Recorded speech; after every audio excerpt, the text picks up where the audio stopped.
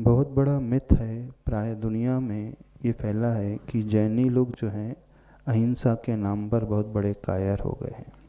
कुछ लोग ये भी कहते हैं भगवान महावीर की अहिंसा ने जैनियों को कायर बना दिया है।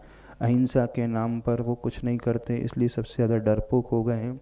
तो उन सबसे हम कहना चाहते हैं, जैनों के 24 के 24 तीर्थंकर क्षत्रिय रहे हैं।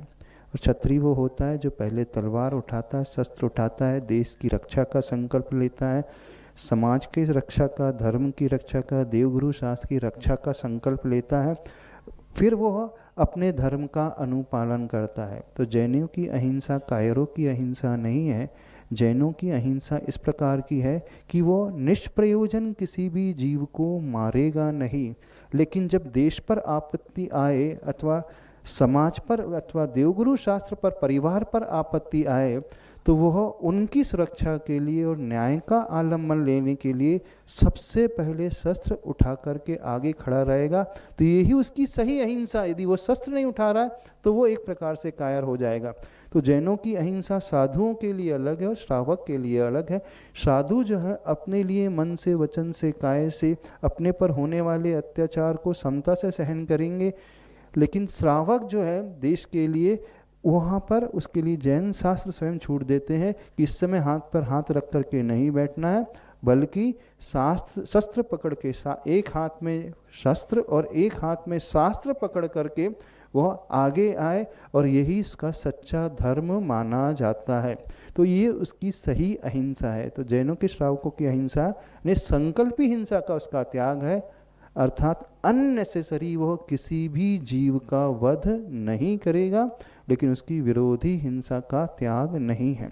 तो वो राष्ट्र के लिए वो उतना ही अधिक समर्पित रहेगा। दूसरा, जब संविधान की रक्षा की बात आती है तो जैनियों का एक सबसे बड़ा गुण है, उनके पास भगवान महावीर ने अनेकांत की दृष्टि दी है। अनेकांत की दृष्टि वो कहलाती है कि हम हर परिस्थिति को सिर्फ अपने ही एंगल से ना देखें, सामने वाले के एंगल से, उसकी दृष्टिकोण से समझने की कोशिश करें। तो वो ये अपने दृष्टिकोण से गलत नहीं प्रतीत होगा तो हमें उसके प्रति कोई दुर्भावना जागृत नहीं होगी, बल्कि उसके एंगल को समझ करके उसके प्रति भी सद्भावना पैदा होगी और समाज में और राष्ट्र में बहुत अच्छा सामंजस्य का माहौल अवश्य बना रहेगा। तीसरी बात जैनियों के लिए बताई गई है कि अपरिग्रह की, अर्थात हमें जितनी आवश्यकता है उतना तो हम अपने परिवार के लिए रखें, और पुण्य कर्म के उदय से यदि बहुत कुछ आ रहा है, बहुत इनकम हो रही है, बहुत पैसा आ रहा है, तो समाज कल्याण के लिए, समाज उद्धार के लिए, अपने साधर्मी के लिए, समान विचारधारा लोगों के लिए, उनकी मदद के लिए वो आगे आए। तो उसका परिग्रह जमा करना, उसका पैसा कमाना उसके लिए पतन का कारण नहीं होगा, बल्कि उसके लिए बहुत बड़ा उन्नति का कारण होगा।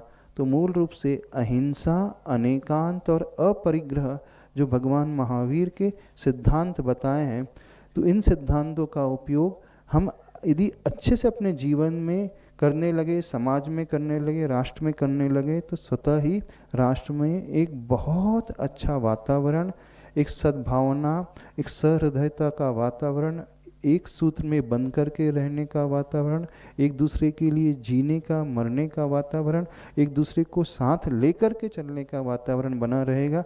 तो ये सच्चा धर्म कहलाएगा और सच्ची राष्ट्रीयता कहलाएगी।